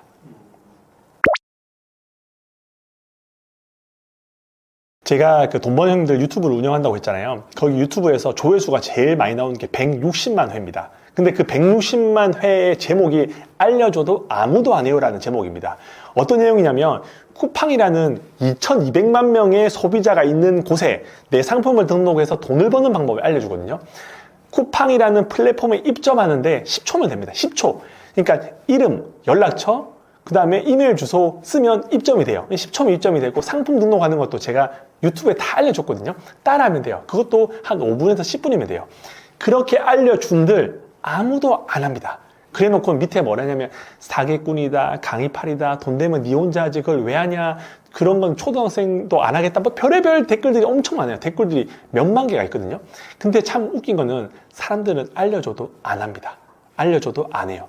이 영상을 보시는 분한테 돈 버는 방법을 알려주잖아요. 근데 안 합니다. 블로그, 그 다음 인스타, 유튜브 하는 방법, AI 활용하는 방법 알려줘도 안 해요. 99%가 안 합니다. 제가 유튜브를 왜 했는 줄 아시나요? 어떤 유튜버가 이런 얘기를 합니다. 2025년도가 되면 유튜브를 하는 사람과 유튜브를 안 하는 사람, 이 두 가지 분류로 정의된다. 그래서 유튜브를 하셔야 됩니다 하면서 유튜브를 해야 되는 이유를 막 20분 동안 설명합니다. 그리고 맨 마지막에 뭐라고 하냐면 이 영상의 조회수가 아무리 많이 나오든 10명이 안 할 겁니다. 그러니까 유튜브를 해라는 이야기를 20분 동안 떠들어도 결국은 이 영상을 보고 유튜브 하는 사람은 10명이 안 될 겁니다. 제가 장담합니다 이렇게 얘기하더라고요. 근데 저는 그 10명 안에 들고 싶더라고요. 그래서 그날 채널을 만듭니다. 그냥 블로그 보고 채널 만드는 거는 금방 만들거든요. 채널 만들고 영상 어떻게 할지 모르잖아요. 그냥 대충 찍었어요. 뭐 편집도 없죠. 올렸습니다. 그렇게 했던 게 지금의 돈 번 형들까지 됐거든요. 그러니까 사람들은 다 머리로는 알아요. 머리가 이만해요. 뭐 주식에 대한 이야기 알죠? 얼마나 유튜브 많이 봤습니까? 코인도 알고 부동산도 알고 어떻게 굴러가는지 다 알아요. 하지만 아는 거랑 하는 건 다르거든요. 그래서 사람들한테 뭔가를 알려줘도 그걸 신뢰하고 믿고 한번 해보고 안 되면 그때 안 된다고 해야 되는데 하지도 않고 무조건 안 된대요. 그냥 무조건 안 된대요. 그리고 실제 한 사람들은 댓글을 달지 않습니다. 왜? 돈 번다고 바쁘잖아요. 되잖아요. 그러니까 예를 들어 상품 하나 등록해서 10만 원을 벌었어요. 그럼 상품을 10개 등록하면 100만 원을 벌 거 아니에요. 그럼 상품 등록한다고 바쁘고 돈 번다고 바쁜다고 댓글에 이거 안 돼요 라고 할 만한 시간적인 여유가 없어요. 그래서 댓글에 있는 사람들은 다 그냥 시간을 소비하고 돈을 소비하고 에너지를 소비하는 가난한 사람들이 그렇게 안 좋은 이야기를 많이 하고 실제로 부자들 돈을 버는 사람들은 긍정적인 에너지를 씁니다. 내가 더 성장할 수 있고 내가 배울 수 있고 내 호르몬이 좋아지는 방향으로 쓰지 막 악플을 달면서 그렇게 시간과 에너지를 쓰지 않아요. 그래서 알려줘도 아무도 안 한다는 영상을 보면 그걸 보고 열받아야 돼요. 나는 할 건데 한번 두고 봐. 내가 해서 돈 벌어서 너 한번 찾아갈게. 이런 마인드로 해야 되는데 보고 넘기고 보고 넘기고 이거 안 돼. 이거 레드오션이야. 끝물이야. 야 알리테무가 지금 완전 뭐 1,000원짜리 2,000원짜리 파는데 쿠팡에서 물건 판다고? 에이 말도 안 돼. 그게 될 것 같아? 네이버도 망했어. 이렇게 하시는데 저희가 벌려고 하는 돈이 몇 조가 아니잖아요. 벌어봤자 100만 원에서 200만 원. 그거는 알리테무 할아버지 할머니 손자 다 와도 내 한 사람 100만 원에서 200만 원 버는 돈을 2024년이 아닌 2025년이 아닌 2030년, 2040년에도 내 한 사람 돈 버는 거는 블로그가 됐든 인스타 됐든 유튜버가 됐든 뭐 새로 나온 스레드가 됐든 뭐가 됐든 내 돈 버는 데는 아무 상관이 없어요. 그래서 그런 것들을 보고 안 된다 하기 전에 한 번이라도 해보고 욕을 하면 좋을 것 같습니다. 저도 처음에는 이제 부자들은 대부분 사기꾼인 줄 알았어요. 왜냐면 제가 초등학교 2학년 때 일인데 해운대를 지나갈 일이 있었는데 그 당시에도 해운대는 부촌이었거든요. 부자들이 사는 동네. 그래서 높은 건물을 보고 제가 저희 아버지한테 아버지 저렇게 높은 건물에는 누가 사나요? 라고 여쭤보니까 아버지가 1초 만에 저기는 다 사기꾼 새끼들이 산다 이렇게 이야기를 하시더라고요. 그래서 저는 정말 돈 많은 사람들, 부자 동네에 있는 사람들은 사기꾼인 줄 알고 이제 성인이 됐죠. 성인이 돼서 영화나 드라마를 보면 많은 부자들이 나쁜 짓을 합니다. 그리고 비리를 저지르고 도박을 하고 바람을 피우고, 그래서 뭔가 음흉하고 부자들은 사기꾼이다 라는 인식들이 엄청 많이 있었는데, 제가 어느 정도 돈을 벌고 부자들을 만날 기회들이 생겼어요. 왜냐하면 유튜브도 하고 제가 쇼핑몰도 하고 여러 강의도 하다 보니까 사회적으로 좀 성공하고, 또 이제 부자라고 하면 그래도 자산 기준으로 뭐 100억, 500억, 1000억 넘는 그런 사람들을 보면서 저 사람들이 사기꾼이 아니구나 라고 생각했던 게, 그분들의 삶을 보면 아주 열심히 누구보다도 성실하게 최선을 다해 사는 모습을 보면서 내가 알고 있었던 그 과거의 사기꾼이라는 이미지랑 부자랑은 좀 다를 수 있구나 라는 것들을 깨닫게 되었죠. 부자들은 그냥 대부분 사람들이 생각하는 게 돈에 미쳐 있는 것 같은 느낌이 들잖아요. 그래서 항상 돈, 사업 뭐 이런 데에만 관심이 있을 것 같아서 뭐 건강, 그다음에 뭐 배우자, 자녀, 부모, 친구, 우정 이런 것들에 대해서는 뭔가 등한시하고 정말 돈 하나만 바라보면서 살아서, 제가 어릴 때도 이제 부자들이 불쌍하게 생각했어요. 왜냐하면 부자들은 항상 이제 인생을 마무리할 때, 임종할 때 후회하는 이야기를 해요. 가족들이랑 시간을 많이 보낼 걸, 건강을 좀 더 신경을 쓸 걸, 배우자와 좋은 추억을 많이 만들 걸, 항상 이런 후회들을 하면서 부자들은 돈만 쫓아가기 때문에 정말 가치 있는 것들, 사랑과 우정과 이런 것들을 누리지 못한다라고 생각을 했죠. 그런데 이제 그거는 제가 잘못되어 있는 하나의 오해였고, 세상이 만들어 놓은 프레임이었어요. 부자들은 누릴 수 있는 게 많아요. 왜냐면 가지고 있는 게 돈 있죠, 시간 있죠, 원하는 시간에 원하는 사람과 원하는 곳에 갈 수 있는 물질적과 경제적인 것들을 받쳐주기 때문에 소중한 것처럼 보이는 가족, 사랑, 건강, 그리고 덜 소중해 보이는 돈, 사업, 그런데 막상 살아보면 덜 중요한 돈 때문에 소중한 거를 지키지 못하는 경우가 너무 많아요. 많은 사람들이 돈 때문에 싸우고 다투고 죽이고 하는 이유가 뭘까요? 더 소중한 사랑과 우정이 아닌 덜 중요한 돈 때문에 그런 일이 일어나잖아요. 근데 만약에 돈이 있다? 그러면 더 소중한 것을 지킬 수 있는 걸 나중에 알게 되었죠. 그래서 부자들이 소중한 것들을 놓치며 산다라고 생각할 수 있는데 아니에요. 덜 소중한, 우리들이 무시하고 뭔가 좀 없어 보이는 그 돈을 가지고 있으면 훨씬 더 소중한 것들을 많이 누리고 지킬 수 있다는 것을 깨닫게 되었습니다. 부자들이라고 하는 게 사람마다 기준이 달라요. 어떤 사람은 현금 10억 있으면 부자다, 어떤 사람은 그래도 건물은 있어야지, 뭐 100억은 있어야지 부자라고 하지 않을까. 부자의 기준은 사람마다 다 다릅니다. 하지만 2024년 KB 금융 부자 보고서에 따르면 2024년 기준으로는 이제 현금으로 10억, 현금이라는 게 금융자산으로 10억을 가지고 있는 사람이 대한민국의 0.9%, 43만 명 정도 해서 이분들이 한국 부자라고 칭하는데, 그런 사람들을 만날 기회가 많이 있었습니다. 뭐 사실 10억이 아니라 뭐 100억이 아니라 1조 이상의 회장들도 만날 경우가 있었는데, 그분들의 성격이 더럽냐? 아닙니다. 그 더러워 보이는 거는 저희가 영화나 드라마에서 극 중에 뭔가 시청률 위해서 자극적으로 만들기 위해서 뭐 회장님들은 담배채떨에 던지고 막 뺨 때리고 서류 이렇게 막 찍고 하는 것처럼 보이는 게, 그렇게 프레임을 만들어야지 사람들이 가지고 있는 인식과 비슷해서 공감을 하고 뭔가 부자에 대한 안 좋은 마음을 가져서 더 드라마에 몰입하기 위한 하나의 장치인 거지, 실제로 부자들은 아주 매너 있습니다. 부자가 된다는 것은 쉬운 일이 아니에요. 그 사람들은 사람의 마음을 얻어야 되고,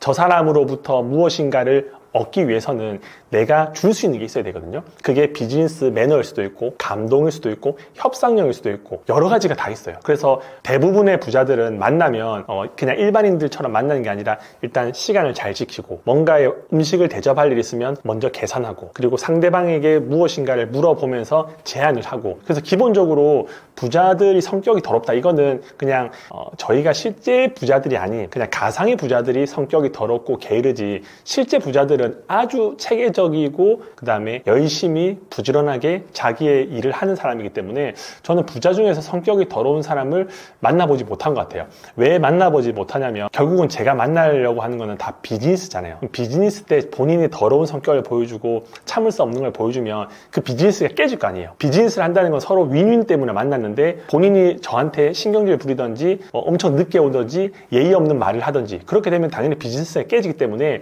그 자리에서는 보여주는 그 현상에서는 아주 매너 있습니다. 그리고 유튜버나 인플루언서들 이런 분들은 결국은 소문이 중요하거든요. 내가 어떤 이미지를 보여주냐가 중요하기 때문에 절대 무례하게 대하지 않습니다. 왜냐면 그런 것들이 계속 뒷담화가 돼서 나중에 자기한테 안 좋아지는 거를 경험할 수 있기 때문에 오히려 더 일반인들보다 친구보다 잘하려고 노력을 하죠. 그래서 저는 부자가 성격이 더럽다 이런 것들은 사실 아닌 가능성이 더 많다고 생각합니다. 부자들은 케이스가 많아요. 예를 들어서 돈이 많아서 젊은 여자를 만나서 바람을 피는 사람도 있을 거고, 부자 중에서 골프를 좋아하고 그다음 도박을 좋아하고 여행을 좋아해서 뭔가 유혹에 많이 노출된 사람이 있을 수 있고, 케이스는 정말 많은데 저희가 진짜 본질을 한번 볼게요. 부부 싸움을 한다. 그럼 부부 싸움을 하는 원인이 있을 거예요. 이 영상을 보시는 분한테 한번 되묻고 싶어요. 최근에 부부 싸움을 했을 때 왜 부부 싸움을 했을까? 아마 많은 다양한 원인이 있는 것처럼 보이지만 그 근본 뿌리에는 돈이 있을 겁니다. 100%라고는 하지 않을게요. 하지만 거의 대부분의 확률이 돈일 겁니다. 여행을 가든 물건을 사든 무엇인가를 먹든 자녀 교육을 시키든 부모님한테 용돈을 드리든 정말 많은 소비해야 될 그 선택 여지에서 사람들은 갈등을 합니다. 얼마를 써야 될지, 어디를 가야 될지, 무엇이 더 가성비가 좋은지, 이런 것들이 다 스트레스거든요. 왜냐하면 찾아보고 결국 돈이라는 게 우리와 직결되어 있는 거고, 돈은 항상 그 규모 한계가 있어요. 저희가 막 몇 천억이 있는 거 아니잖아요. 해봤자 월급 300에서 400만 원 가지고 무엇인가를 지출하려고 하면 서로가 스트레스예요. 그러면 돈 때문에 안 싸운 것 같아도 결국 돈이 근간이 되어서 말을 함부로 하게 되고, 너는 왜 이거밖에 안 되냐 스스로 자괴감 느끼면서 싸우는 경우가 정말 많거든요. 그런데 만약에 부부 싸움에서 돈이라는 요소가 없다, 그러니까 돈이 아주 많다, 예를 들어서 1조라고 해볼게요. 집에 1조가 있다. 그런 사람이 부부끼리 대화하던가 싸울 확률이 많을까요? 아니면 한 달에 월급 300만 원 받아오고 자녀가 3명이고 나는 월세 사는데 무엇인가를 선택할 때 부부싸움이 많이 일어날까요? 확률적으로 보면 돈이란 요소를 빼버리면 부부싸움 날 게 많이 없어요. 물론 자녀가 말을 안 듣고 시어머니가 며느리를 구박하는 경우도 있겠죠. 근데 이거는 돈이랑 상관없는 경우가 있지만 대부분의 경우는, 예를 들어서 내가 경제적으로 여유로워요. 그러면 자녀를 학원을 보낼 수도 있고 유학을 보낼 수 있어요. 시어머니가 뭐라 해요? 그러면 시어머니에게 용돈을 예를 들어 1,000만 원 드리고 시아버지한테 좋은 외제차를 사드려요. 그래도 며느리가 구박을 받을 것일까? 라고 했을 때는 해결할 수 있는 부분이 정말 많은 거죠. 그래서 부부 싸움의 원인이 돈이라고 가정을 한다고 하면 그게 해결되면 부부 사이는 좋아질 수밖에 없죠. 제 같은 경우도 아주 가난하게 이제 600만 원을 가지고 결혼을 시작했거든요. 600만 원을 결혼을 한다는 것 자체는 대한민국에서 있을 수 없는 일이잖아요. 그래서 외국인 근로자들이 있는 아파트에서 오래된 36년 된 아파트에 살다 보니까 사실 대화하면 다 싸울 거리밖에 없어요. 뭔가를 먹어야 되죠. 뭔가를 입어야 되죠. 어디를 가야 되죠. 결혼식, 그 다음 부조, 다 용돈, 추석, 선물, 장인 장모님한테 무엇인가 드리는 게 결국은 소비고 돈이잖아요. 근데 그 돈을 이야기하는 순간 돈이 없는 사람들은 항상 그 결핍이 있고 또 마음이 좀 작아요. 그러니까 어떻게 쪼잔해진다고 하는 거죠. 10만 원 드릴 수 있는 것도 아까워서 5만 원 하게 되고, 친구들 만나서 N빵, N분의 1 하더라도 적게 내고 싶고, 신발끈 묶는 것처럼 연기하고 싶고, 화장실에 숨고 싶고, 그런 마음들이 계속 누적되다 보면 그게 결국은 스트레스와 싸움이 되거든요. 근데 제가 어느 정도 경제적으로 여유가 생긴 이후에는 와이프랑 부부싸움 하는 것들이 확연히 줄었어요. 근데 비단 저뿐만 아니라 많은 경제적으로 여유 있는 사람들이 부부싸움을 덜 할 수밖에 없는 게, 돈이 해결되면 충분히 사이가 좋아질 수 있는 여지가 많습니다. 부자는 돈에 미친 사람이다. 이제 돈미세, 책 제목처럼 돈에 미친 새끼, 이렇게 사람들이 봐요. 분명히 가지고 있는 게 많은데 더 벌려고 사업을 하고, 돈이 많은데 더 많이 벌려고 투자를 하고, 돈이 많은데 더 비싼 부동산을 사려고 레버리지를 쓰는 거 보면 보통의 대중들이 느끼기에는 돈에 미친 놈, 저렇게 많은데 더 가지려고 나는 1억만 있어도 만족할 것 같은데 저 사람은 10억 있어도 만족을 못하고 100억을 향해 달려가고, 그런 걸 보면 이해가 안 될 겁니다. 하지만 그 사람들이 볼 때는, 대중들, 부자가 아닌 사람들 볼 때는 돈에 미쳐 있고 돈을 쫓아가는 것처럼 보이지만 실제 그 안에 있는 부자는 돈을 쫓는 게 아니라 사업체를 더 확장하고 성장하고 무엇인가 가치 있는 거를 제공해서 보람도 느끼고 세상을 바꾸고 싶은 그런 욕망과 열망으로 움직이고 있지만 밖에서 볼 때는 돈에 미친 사람. 근데 그 부자의 뇌는 돈보다는 사람을 좀 더 얻고 싶고 좀 더 능력 있는 사람과 같이 일하고 싶고 뭔가 사회에 기여하고 싶고 이런 것들이 있거든요. 근데 그런 것들을 일반인들이 이해할 수 없어요. 그냥 그 움직임 자체, 저 사람이 저런 행동을 하고 저런 투자를 하는 거는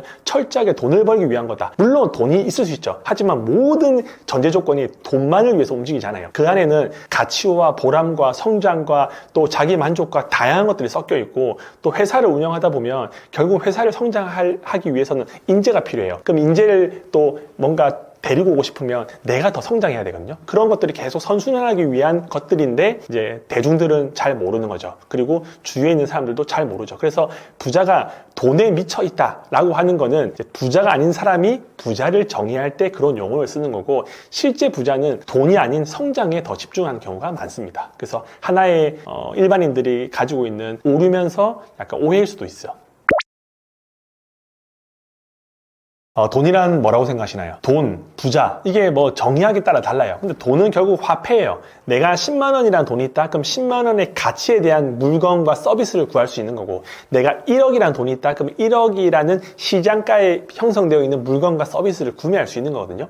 돈이라는 게 어떻게 흘러가고 어떻게 돈을 버는지 생각하면 정말 간단합니다. 재화와 서비스를 제공하는 사람은 돈을 받고 소비, 재화와 서비스를 소비하는 사람은 그 돈을 이제 생산자한테 주는 거죠. 그러니까 돈이 항상 소비자에 있는 돈이 생산자한테 가고 생산자에 있는 사람들은 계속 더 부를 느끼고 돈을 쌓아가는 거고 이 소비하는 사람은 계속 돈이 쭈그러들어요. 그럼 이 소비하는 사람이 돈을 벌 수 있는 방법은 하나밖에 없어요. 내 직접 몸을 쓰고 노동을 하고 시간을 써서 그 시간에 대한 비용으로 가치를 받고 결국은 그렇게 열심히 산 것 같지만 그 돈은 생산자한테 갑니다. 생산자라는 게 유튜브를 만드는 사람, 제가 지금 유튜브를 찍고 있잖아요. 그럼 영상을 보시는 분들의 시간을 제가 가져갑니다. 저는 시간을 법니다. 그리고 저는 쇼핑몰을 하고 있거든요. 이제 온라인 쇼핑몰이라고 스마트 스토어, 쿠팡, 옥션, 지마켓 이런 데 상품을 등록해서 물건을 파는데 제가 예를 들어서 10,000원짜리를 사서 20,000원을 올려놔요. 그럼 누군가는 20,000원짜리 사요. 사는 순간 이 사람의 통장에 있는 돈이 저한테 들어옵니다. 그리고 저는 10,000원을 벌게 되는 거죠. 대부분 우리가 구상하고 있는 이 자본주의에서는 돈은 소비자에서 생산자로 넘어가거든요. 그러면 어떻게 돈을 벌 것인가라고 하면 너무 간단해요. 내가 남의 시간과 돈을 뺏으면 되는 거예요. 근데 뺏는다는 건 강도나 도둑질이 아니라 합법적으로 뺏으려고 하면 컨텐츠를 만들든지, 컨텐츠라는 건 영상도 있고 글도 있고 뭐 이미지도 있겠죠. 그런 걸 만들어서 저 사람의 시간을 내가 받든지 아니면 어떤 서비스를 만들어요. 강의나 전자책이나 아니면 쇼핑몰이나 물건이나 이런 걸 만들어서 그게 온라인이든 오프라인이든 공급을 해요. 그럼 사람들은 그 가치만큼 저한테 돈을 주겠죠. 그러면 저는 부자가 돼요. 그래서 돈이라는 거는 그냥 소비자에서 생산자로 흘러간다. 그러면 내가 돈을 벌고 싶다. 그리고 그 돈의 가치만큼 뭔가를 누리고 싶다? 그러면 그걸 만들기 위해서는 끊임없이 무엇인가를 줄 수 있는 거를 만들어야 돼요. 그걸 못 준다? 그럼 결국은 이제 직장인들, 내 시간을 그냥 치환해서 돈을 버는 그거밖에 안 되는 거죠. 그래서 항상 돈이라고 하면 어떻게 벌까? 도대체 내가 지금 무엇을 하면 될까라는 고민을 하게 되면 생산하자. 무엇인가에 생산해서 남에게 그거를 받자. 이렇게 이야기하시면 자본주의에서는 돈을 버는 게 의외로 쉬울 수도 있습니다.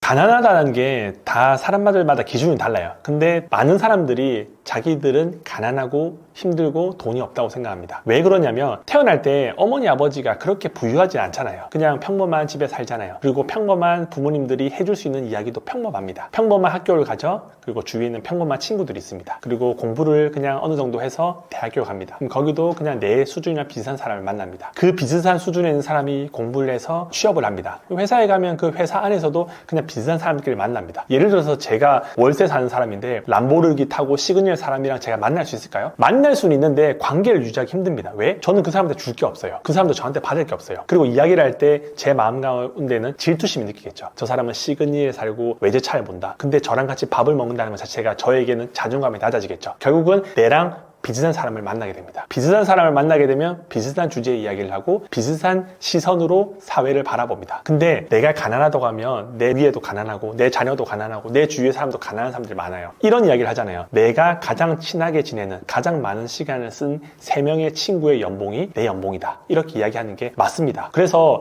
가난한 사람들은 가난의 사슬을 끊고 부로 넘어가는 게 정말 힘들어요. 예전에는 개천에서 용난다라고 이야기를 했는데 요즘에는 그런 말 안 씁니다. 개천에서 용을 나는 게 너무 힘들어요. 왜냐면 예를 들어서 진짜 돈이 많은 사람은 100억짜리 건물을 가지고 거기서 월세로 몇 천만 원, 몇 억을 받는데 아무것도 없는 사람이 무슨 수로 돈을 벌어서 그까지 가요? 상식적으로 불가능하잖아요. 할 수가 없어요. 월급 300만 원 받아가지고 아무리 내가 투자를 잘한다라도 300만 원이 무슨 수로 몇 억, 몇십억, 몇백억을 만들까요? 거의 99.999% 불가능합니다. 그리고 성공했던 0.0001%의 사람들이 유튜브에 나와서 본인의 이야기를 자랑하는 거죠. 그래서 가난한 사람들은 계속 가난할 확률이 아주 많은 거죠. 그럼 어떻게 가난을 극복할 거냐? 그때부터 이제 고민인 거죠. 나는 지금 돈이 없다. 가진 것도 없다. 능력도 없다. 그러면 결국 뭔가 한 가지를 해야 됩니다. 그 한 가지가 결국 돈을 버는 기술인데 그 기술은 모든 사람들이 가지고 있지 않아요. 다 그냥 보고 배우고 해보고 두드려 맞고 맨땅 헤딩하면서 하나를 배우면 그 배운 걸 좀 더 업그레이드하고 이제 양적 팽창이라고 하죠. 한 개 했을 때 10만 원을 벌어요. 그러면 좀 더 많이 해서 100만 원을 벌고 이걸 시스템으로 만들고 그래서 가난을 탈출할 수 있거든요. 저도 이제 28살 때 600만 원을 결혼을 했고 저희 아버지도 막노동 인생, 저도 막노동 인생. 저희 어머니 아버지가 살았던 집은 곰팡이가 찌들려 있는 집이거든요. 보통 영화를 보면 이제 살인 사건이 일어나는 다세대 주택이라고 하죠. 골목 안에 비 오는 날 주인공이나 뭐 이런 주연들이 칼빵을 맞잖아요. 딱 그런 집이에요. 그냥 딱 봐도 저런 집에는 살고 싶지 않다. 이런 집에 저희 부모님이 아주 오랫동안 사셨거든요. 제가 쇼핑몰로 돈을 벌기 전까지 거기서 사셨습니다. 그런데 그런 부모님 밑에서 있는 저도 당연히 가난했겠죠. 저도 결혼할 때 돈 없죠. 월세살이 하죠. 계속 뭔가 돈을 벌고 싶은데 벌 방법이 없어요. 그래서 이게 가난을 참 극복하고 싶고 진짜 돈을 많이 벌고 싶은데 도대체 어떻게 뭐를 해야 될지 모르겠더라고요. 그럼 결국은 할 수 있는 게 뭐예요? 내 시간을 써서 돈을 벌던가 아니면 막노동을 해서 내 육체를 써서 돈을 벌던가 그거밖에 없어요. 근데 아무리 내가 육체적으로 노동을 하더라도 그때 당시에 받는 돈이 6만 원이었거든요. 막노동을 하면 6만 원 하는데 만 원은 소개시켜준 수수료 그쪽에서 들고 가요. 그럼 전 5만 원을 가지고 소금기 가득한 옷을 입고 이제 버스를 타고 집으로 가는 거죠. 그리고 또 새벽에 나와서 막노를 하고 한 달 내내 일해봤자 벌 수 있는 돈이 한계가 있어요. 제가 잠을 안 자고 편의점 알바를 하더라도 한 달에 1,000만 원을 벌 수가 없어요. 그래서 어떻게 하면 돈을 벌까라고 생각하면서 이제 온라인 쇼핑몰이라는 걸 시작했죠. 온라인 쇼핑몰이라는 거의 장점은 내가 자더라도 돈을 벌 수 있잖아요. 사람들은 12시, 1시, 2시까지도 소비를 하거든요. 그러면서 내가 자는 동안에도 돈을 벌 수 있는 시스템을 만들면서 가난을 극복했는데 만약 제가 그 시스템을 만들지 못했다? 그러면 지금도 끊임없이 직장에서 노동하고 내가 밖에 나가서 내 몸을 쓰고 해서 돈을 벌었을 텐데 그 시스템이 없는 노동의 한계는 철저하게 있겠죠. 그래서 저는 어떻게 보면 시스템을 만들고 뭔가 노동이 아닌 구조적으로 돈을 버는 방법을 깨달은 다음에 가난을 극복하게 됐습니다. 제가 한번 이런 질문을 해보고 싶습니다. 100만 원이 있는데 이 100만 원이 0원이 될 수도 있고 1억이 될 수 있다. 그러면 투자를 하시겠습니까? 100만 원이 0원이 되던가 1억이 되던가. 그럼 손해볼 거는 100만 원밖에 없잖아요. 근데 잘 되면 1억 이상을 벌어요. 그러니까 하단이 막혀 있어요. 하단은 0, 상단은 무한하게 열려 있어요. 예를 들어서 주식이나 코인이나 이런 걸 급등하는 경우가 있거든요. 코인 같은 경우는 24시간 돌아가니까 많이 뜨는 거는 100배도 뜨고 300배도 뜹니다. 300배. 근데 만약에 상장 폐지가 돼요. 폐지가 되면 0원이 되고 잘 되면 300배. 그러니까 가난할수록 이제 리스크에 대해서 관대합니다. 어차피 없는 거 날리지 뭐. 그래서 끊임없이 극단적인 행동을 하는 거죠. 제 주위의 직장인들 그리고 직장인들 중에서 조금은 경제적으로 힘든 친구들일수록 알트코인, 잡코인을 많이 하더라고요. 그래서 물어보죠. 누구누구야 이 돈으로 좀 차곡차곡 모아서 경제 위기가 났을 때 어떤 실물을 사든지 그렇게 해야지 끊임없이 그렇게 알트코인 하면 어떻게 해? 라고 물어보니까 저한테 이런 이야기를 하죠. 윤진아 어차피 내가 있는 돈 2천만 원인데 2천만 원을 결혼도 못해 집도 못 구해 차도 못 사 그럴 바에 그냥 2천만 원 넣어가지고 2억 나오는데 투자하지 2천만 원 뭐 할 건데 2천만 원에 집을 살 거야 투자를 할 거야 어차피 투자해봤자 어떻게 될지 모르는데 이런 이야기를 하면서 알트코인을 투자하더라고요. 그래서 제가 가난할 때도 저도 그렇게 투자를 했거든요. 무조건 극단적인 값 최고 하이 리스크 하이 리턴. 근데 하이 리스크 하이 리턴이 말이 좋지 하이 리스크가 있다는 거는 1의 확률이 사실 더 많아요. 왜? 저희는 초보잖아요. 저희가 뭔가 대단한 정보 정보를 가지고 있는 게 아니라 정보의 끄트머리에 있는 일반적인 사람이잖아요. 그런 사람들은 보통 하이 리스크 하고 진짜 그 돈이 다 날아가는 경우가 많아요. 근데 그 친구가 이제 그렇게 투자하는 것에 대해서는 저는 이해가 안 됐는데, 이제 그렇게 될 수밖에 없는 거를 이제 돈이 없을 때는 충분히 공감을 할 수밖에 없는 거죠. 가난하다, 내가 돈이 없다, 끊임없이 극단적인 것을 노릴 겁니다. 근데 그 결과는 안 좋을 확률이 많거든요. 그러면 안 좋잖아요. 그럼 어떻게 하냐? 다시 돈을 벌고 또 극단적인 하는 겁니다. 왜? 기존에 이미 잃었잖아요. 100만 원 잃었어요. 그러면 그거에 대한 보상 심리로 더 큰 레버리지를 씁니다. 그리고 더 큰 레버리지를 쓰면서 끊임없이 돈을 벌면 극단적인 값을 선택하고 돈이 없어지고 다시 극단적인 하고, 이게 악순환이에요. 부자들은 그런 선택을 하지 않아요. 부자들은 하이 리스크를 선택하지 않습니다. 왜? 자본금이 많기 때문에. 돈이 없는 사람들의 10%와 돈이 많은 사람들의 10%는 규모 자체가 다릅니다. 그래서 언제나 채권, 그리고 포트폴리오를 여러 개 만들어서 금, 그다음 코인, 주식, 부동산, 건물, 채권 이렇게 많이 만들어 놓을 수밖에 없는 게, 규모가 100억이면 1%면 1억이잖아요. 근데 일반인들은 100만 원으로 모든 한 곳에 몰빵을 하거든요. 그래서 가난한 사람들이 정말 극단적인 걸 하는 이유는 충분히 이해합니다. 근데 그렇게 해서는 내 상황이 더 나아지는 게 아니라 더 안 좋아질 수밖에 없어요. 정말 악순환을 끊임없이 하다가 맨 마지막에 끝이 뭐냐면 결국은 도박, 사기, 그다음에 술, 이 세 개 중에 하나입니다. 왜? 내가 돈을 잃은 거에 대해서 후회하고 환탄하면서 술을 마시면서 잃습니다. 그 시간, 그 경험들을 잊어버리려고 하는 거죠. 그리고 돈을 잃게 되면 돈에 대한 갈망이 더 커집니다. 그러면 그런 사람들이 붙죠. 돈을 벌게 해주겠다. 그러면 그런 사람들의 이야기에 혹합니다. 그리고 사기를 당합니다. 그리고 그 다음 단계는 결국은 내가 뭔가 할 수 없는 상황이 되면 도박, 뭐 스포츠 토토 같은 거 있죠. 그리고 불법으로 하는 사행성 도박, 그리고 뭐 바카라, 카드 이런 걸로 가서 그냥 레버리지를 써서 끊임없이 더 탐닉하는데, 그런 사람들이 여러분들이 돈을 벌게 만들어줄까요? 딱 그런 사람들한테만 노리고 접근하기 때문에 돈을 딴다는 거는 상상 속에나 있지, 그런 사람들은 없을 겁니다. 왜? 그렇게 구조를 만들어 놨기 때문에. 그래서 가난할수록 극단적인 값을 선택하는 걸 끊어내야지 그 가난을 극복할 수 있습니다. 돈이 없어 본 사람들은 알 겁니다. 돈이 없는다는 게 얼마나 비참한 일인지. 저는 돈이 없는 경험들이 꽤 많았거든요. 예를 들어서 학생 때는 친구들이 뭐 나이키 신발이나 나이키 바람막이를 입고 와요. 뭐 노스페이스 패딩을 입고 와요. 근데 저는 가난하기 때문에 그런 걸 못 입잖아요. 그러면 일단 술에 이제 리어카라고 해서 이제 뭐 서면이나 남포동 같은 데는, 제가 부산 사람이다 보니까 그런 거리에 팔아요. 그러면 그런 거 5만 원짜리, 3만 원짜리 입죠. 그럼 이제 친구들이 알아봐요. 그럼 친구들 놀려요. 아, 노스페이스인데 이거 D가 이상하다니, T가 이상하다니, 나이키 구멍이 어디가 안 뚫렸냐니 막 놀리거든요. 그러면 이제 학생 때는 하하호하고 넘어가면 돼요.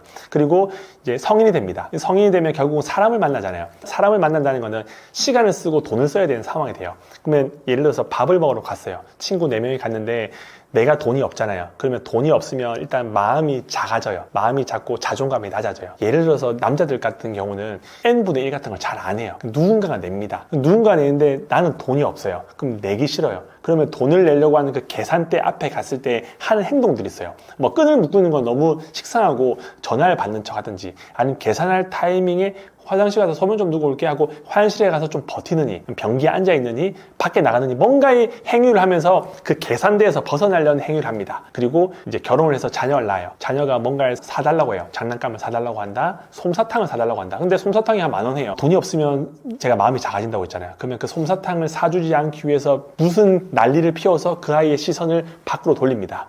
그리고 친구 이제 결혼식이 카톡이 옵니다. 청첩장에.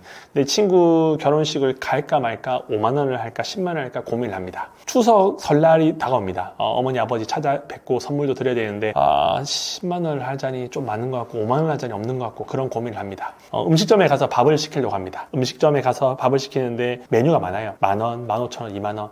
2만 원짜리 너무 비싼 것 같고 10,000원짜리를 먹습니다. 고기를 먹으러 갑니다. 고기를 먹으러 갔을 때 소고기를 먹을 수도 있고 돼지고기 먹을 수 있는데, 2명에서 가면, 뭐 배우자랑 가면 2인분을 시킵니다. 근데 너무 더 먹고 싶어요. 근데 비싸요. 뭐 15,000원 내야 돼요. 그러면 그냥 공깃밥 2개랑 된장찌개 시키면서 그걸로 배를 채웁니다. 이게 평상시에는 괜찮거든요. 근데 한 번씩 잘 때나 혼자 조용히 있을 때 자기가 했던 행동들을 떠오르면 정말 부끄럽고 비참할 때가 있거든요. 예를 들어서 친구들이랑 밥 먹고 집에 왔을 때 저녁에 이제 앉아 있잖아요. 그러면 내가 머뭇거렸던 시간들, 돈을 내지 않기 위해서 밖에 도망갔던 것들 스스로 알잖아요. 자녀가 뭔가를 사달라고 했을 때 그걸 사지 않기 위해서 막 거짓말을 하고 다른 거에 막 이제 정신 팔리게 하는, 자기는 알잖아요. 모든 건 자기는 알아요. 그러면 어느 순간부터 이제 비참하게 시작합니다. 내가 돈 때문에 이렇게 살아야 되냐? 내를 키워주신 우리 부모님한테 5만 원 줄지 10만 원 줄지 고민해야 되나? 내랑 그렇게 고등학교 때 친했던 친구가 청첩장에 왔는데 갈지 말지 돈 때문에 고민하는 그 비참한 순간이 많아요. 그래서 참 돈이 없으면, 돈이 없는 사람들은 그 비참함을 알거든요. 그래서 그 비참함에 싫어서 정말 돈을 많이 벌고 싶어 하는 거죠. 그 삶을 다시는 살기 싫어서. 때로는 이 비참함들이 본인에게 좋은 양분이 되고 뭔가 동기가 되는데, 대부분 사람들은 이제 그 비참함이 계속 비참함으로 남아요. 왜냐하면 방법을 모르잖아요. 물가는 오르고 나이는 들고 자녀는 크고 돈을 쓸 상황은 많아요. 그럼 돈을 쓸 상황이 많다는 거는 비참해질 상황이 더 많다는 거죠. 그래서 돈이 없으면 참 대한민국, 특히 자본주의에서는 여러 가지 자기 개인적으로나 가족이나 주위 사람들을 비참하게 만들어서 돈을 벌 수 있으면 최대한 많이 버는 게 좋다. 그리고 돈을 벌면 누릴 수 있는 것도 많다. 이렇게 생각을 합니다. 제가 600만 원을 결혼하면서 와이프랑 차에서 많이 울었어요. 와이프는 이제 연애를 5년 했거든요. 무슨 이런 거지 같은 새끼 만나가지고 내 인생이 꼬였는데, 이미 만난 경험은 있고 시간이 있고 결혼을 하고 싶은데 돈이 너무 없으니까 해가지고 막 차에서 둘이 펑펑 울었는데 답이 없어요. 그래서 600만 원 결국 결혼했어요. 결혼하고 거지같이 살다가 쇼핑몰 잘 되고 유튜브 하면서 사람답게 살았지, 2020년도까지는 그냥 계속 거지처럼 살았습니다.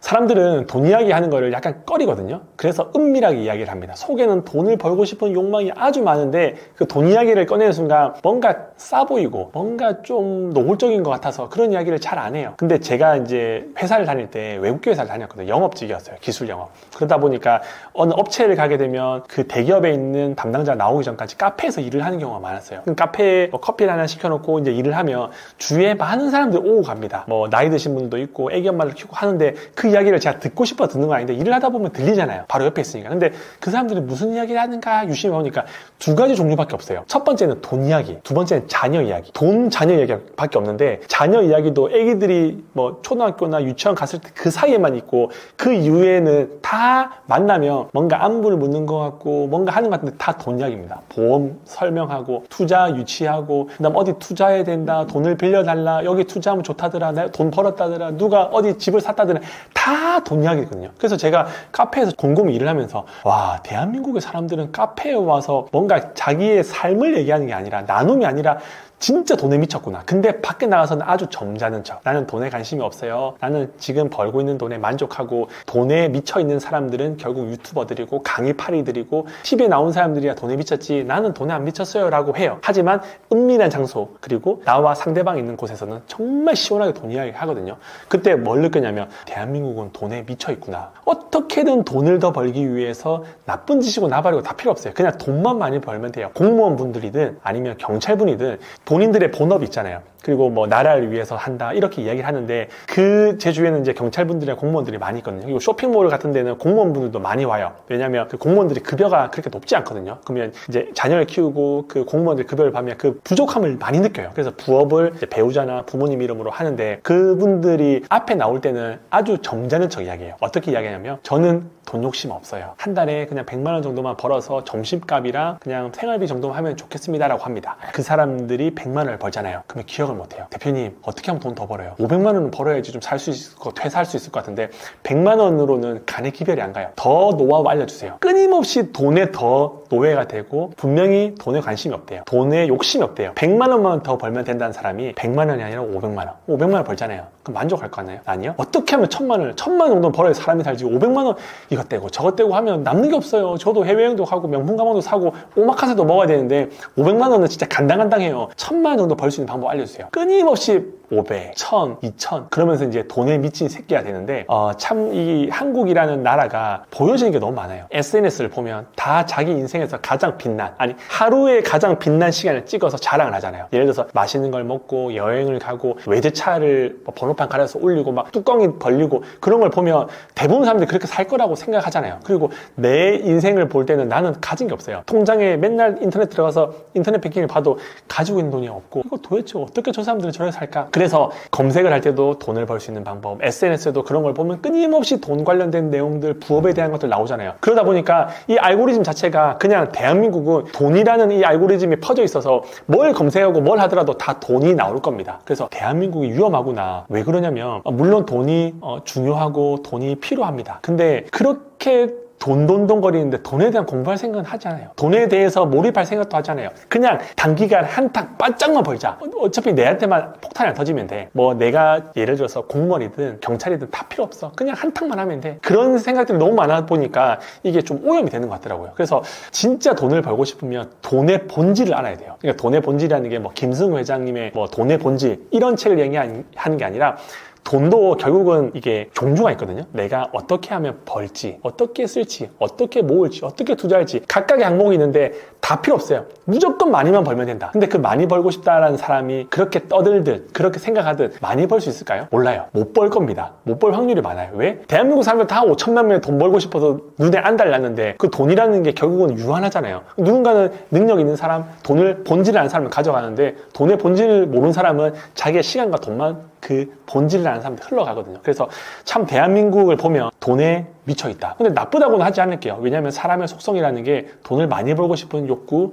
돈을 많이 벌어서 좋은 집에 살고 맛있는 거 먹고 경제적 자유를 이루고 싶은 마음은 다 있어요. 그리고 그로 인해서 행복감을 누리고 싶은 것도 있죠. 그래서 대한민국은 돈에 미쳐있다. 이렇게 말씀드리면 누군가는 돈에 미쳐있는 대한민국을 이용해서 돈을 벌 생각을 하고 어떤 사람은 대한민국의 돈에 미쳐있는 거에 통해서 내가 레버리지가 돼서 내 돈과 시간을 쓰고 그래서 항상 이 자본주의는 무엇인가를 만드는 사람, 무엇인가를 소비한 사람으로 나눕니다. 그래서 돈에 미쳐있다라는 무엇인가의 기준점이 있으면 나는 돈에 미쳐있는 거 인정한다. 그러면 어떻게 이걸 활용해서 돈을 벌 것인가 이거를 고민하고 행동하는 사람은 돈을 버는 거고 그냥 돈만 벌고 싶다, 무조건 많이만 벌고 싶다 하시는 분들은 자기의 시간과 돈을 그냥 버릴 수밖에 없는 거죠.